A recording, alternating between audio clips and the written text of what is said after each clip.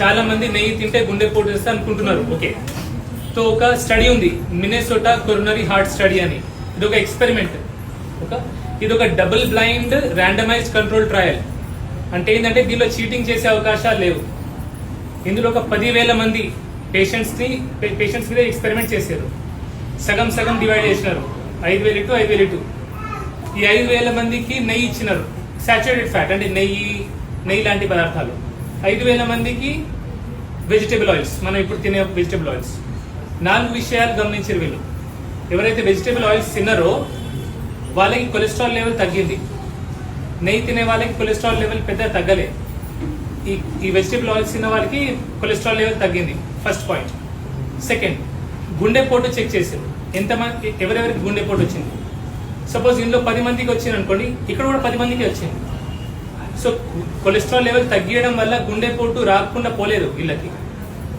Okay, మూడోది, ఇది all cause mortality అంటారు. సరే, కొలెస్ట్రాల్ తగ్గియడం వల్ల వేరే రోగాలు రాకుండా ఉంటది, వేరే రకంగా చనిపోకుండా ఉంటారు, అది కూడా లేదు. ఆల్ కాజ్ మోర్టాలిటీ ఇందులో ఒక 100 మంది ఉంటే ఇందులో కూడా 100 మంది.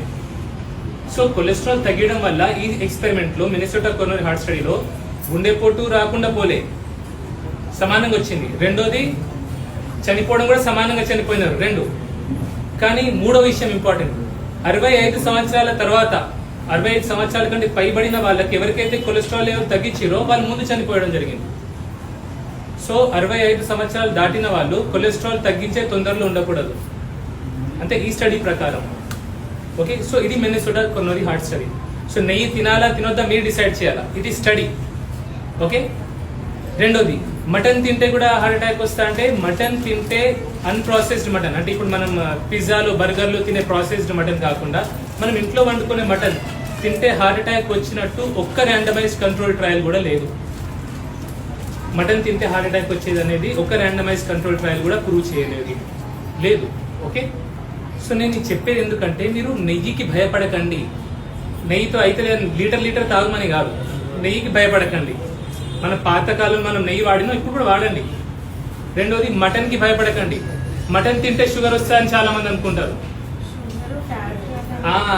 ఇది ఫ్యాట్ చెప్పినా కదా, మా ఫ్యాట్ ఏమైంది.